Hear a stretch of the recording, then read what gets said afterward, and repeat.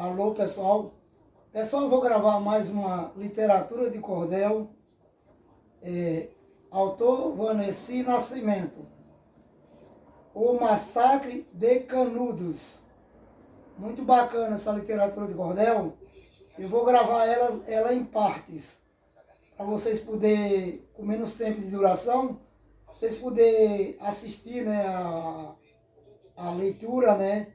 E então essa história ela vai ser a história falada, parte 1.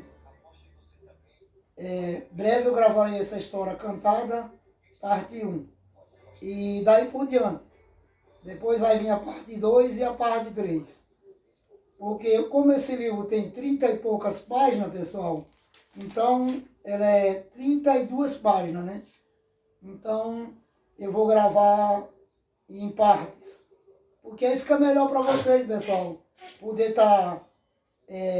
cada dia você está, conforme eu vou gravando, você está assistindo essa gravação. Tá bom, pessoal?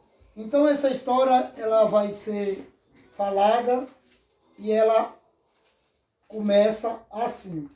Essa história, o Massacre de Canudos, é muito bacana. Vai falar da história de Antônio Conselheiro.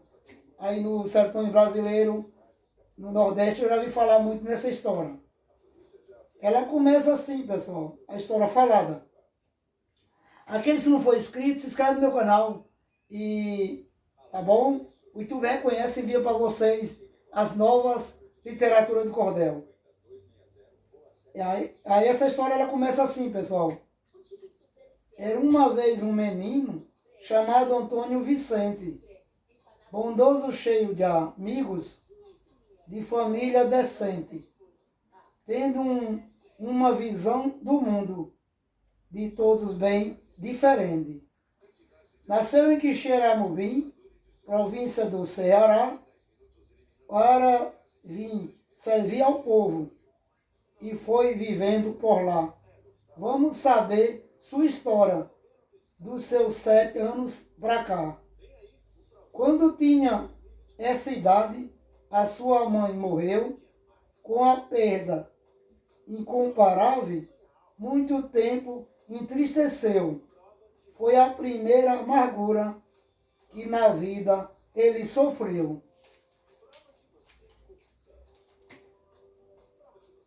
Com a morte de sua mãe, novamente o pai casou, e nesse tal casamento 2 filhas arrumou. Já tinha 3 do primeiro, e 5 se completou. O menino inteligente quis logo aprender a ler. Um amigo do seu pai ensinou-lhe com prazer as regras de nossa escrita para contar e escrever. Aprendeu tudo em casa, só mais tarde pôde entrar na escolinha da vila, ocupou o seu lugar. Além da seriedade, tinha garra para estudar. A escola, sem recurso, dava pouca instrução. E em toda fase, Antônio passou com aprovação. Daí onde ele morava, tornou-se o sabidão. Mesmo ao sair da escola, em sua casa estudava, aprendendo o que podia, ou quando alguém ensinava. Diz a história que ele, parado, nunca ficava. Seu pai, um comerciante, vivia a negociar. Naquele lugar pequeno, pôde a família criar. Nada tinha em demasia, porém sem nada faltar.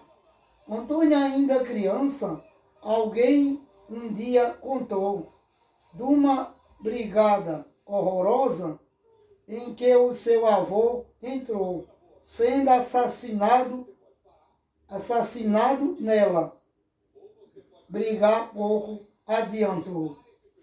A briga entre as famílias Araújo e Maciel, Maciel a de Antônio, cada um por seu ser fiel, sofreu naquela peleja uma amargura cruel. A família Maciel lutou, perdeu a guerra, entregou aos Araújo uma boa posse de terra, porque somente assim quem confronto se encerra.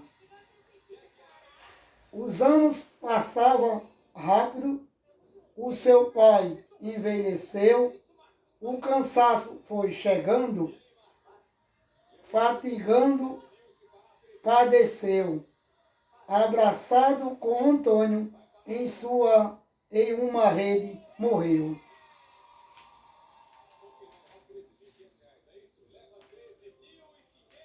Assim Antônio Mendes, o futuro conselheiro, com a morte de seu pai, assumiu como herdeiro o comércio da família para cuidar do dinheiro.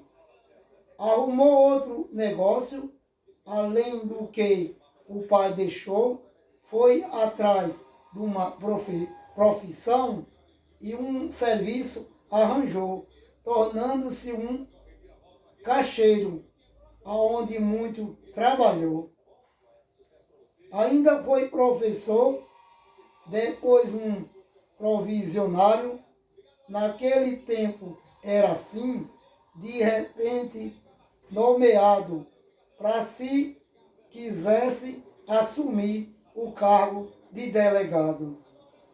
Sem diploma, pouco estudo, chamaram o conselheiro e justo quem o juiz para assumir lisonjeiro o cargo de magistrado e ganhar um bom dinheiro. Foi um juiz competente quando o seu cargo exerceu, julgava com retidão, fosse para rico ou plebeio, sem pular nenhuma regra, dentro da norma viveu. Antônio assim se tornou um ótimo advogado. De ver tanta injustiça, ele ficou revoltado, e onde um pobre sofria, estava ele ao seu lado. Lutou com garras e coragem, disposto para defender os pobres dos poderosos, donos fortes do poder, incomodado a quem fazia outro sofrer. Nesse trabalho difícil, Maciel compreendeu que defendendo os pobres, como ele defendeu, enfrentaria a quem nunca gostou de plebeu. E assim, cada vez mais, os jovens se revoltavam de ver tanta injustiça para a qual ninguém ligava, e os direitos do povo a própria lei retirava. Mas para acabar com isso, denodado pelejou, nem tudo pode vencer, porém em muito ajudou, sem o êxito almejado, ainda assim não parou.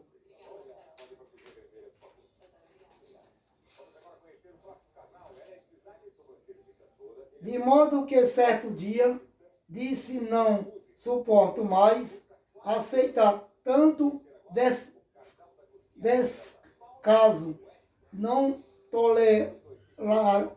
tolerarei jamais ver as pessoas tratadas, pessoas como animais. O desejo de mudança cresceu no seu coração para poder construir um mundo novo, irmão, aonde reinasse a paz, igualmente a união. O sonho de transcender, de ver um mundo mais justo, nada mais lhe importava, desejava qualquer custo formar uma sociedade onde não houvesse injusto.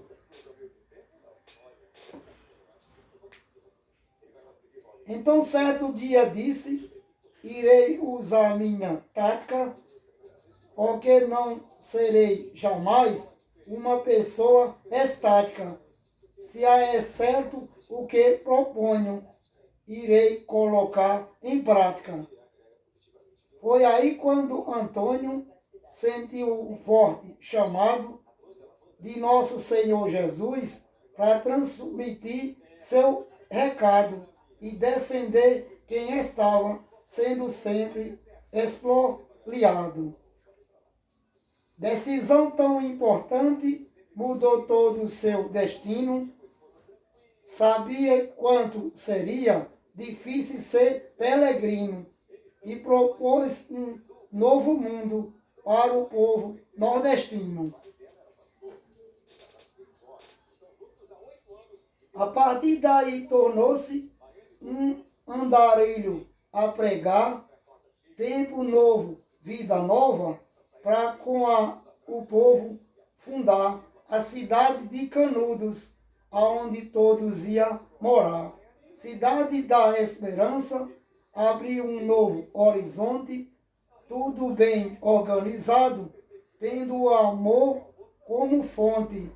Canudos livre para todos, Arraial Belo Monte. Porém, antes da cidade, vamos conhecer primeiro a vida particular desse nobre brasileiro, falando no casamento do futuro conselheiro. Por não ser celibatário, casou-se bom com a brasilinha, que lhe foi pouca amistosa. A convivência termina justamente quando ela teve a segunda menina. Com o fim desse lance, ele agiu rapidamente, arrumando outra mulher. Disse Deus onipotente, permita essa companheira dar-me um filho novamente. Aconteceu dessa forma, formado um novo lar, sem de Quixeramobim, nesse tempo se mudar, mas já sendo conhecido, respeitado e popular.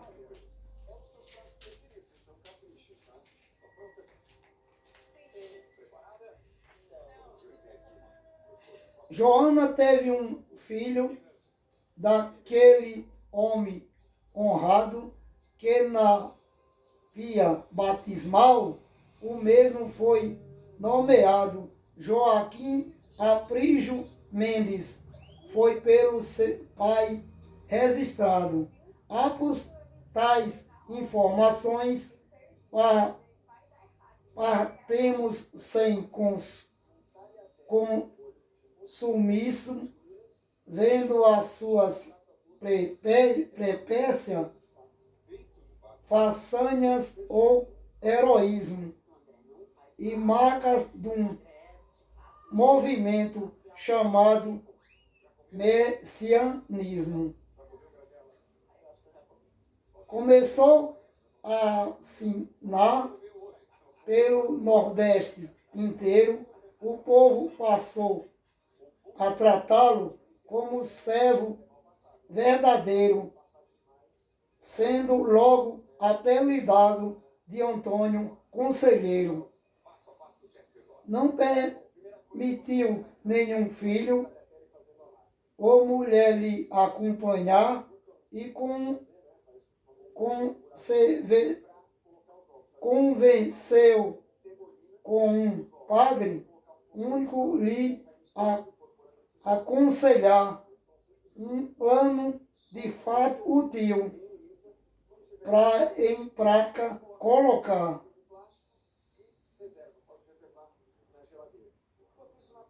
E Biapina, o padre, com o qual dialogou para poder dar início à missão que ele pensou. Foi esse um dos primeiros apoios que encontrou.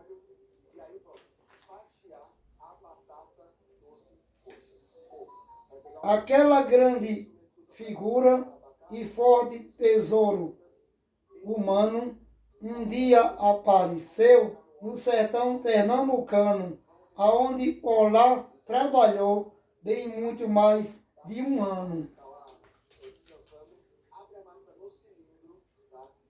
Depois, em Itabaiana, conselheira apareceu, disseminando as ideias e tudo quanto ele creu para o povo sergipano, que muitas coisas entendeu.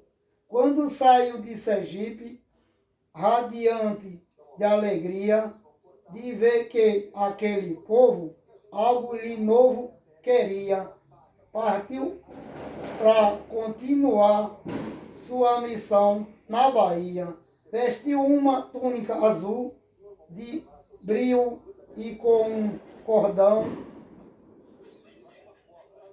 amarrado na cintura, macio como algodão, seguiu Caatinga adentro por este nosso sertão. Usava um chapéu enorme para poder se proteger contra o sol escaldante que queimava para valer, levando alerta o consolo para quem vivia a sofrer. Carne um bom alimento, entretanto não comia, só de cereais e frutas se alimentava e vivia. Não usava travesseiro, em cama não dormia. Cama de tábua ou no chão era sua dormida certa, levando uma vida simples e com o seu povo aberta. Como esquentava no frio, se não usava coberta.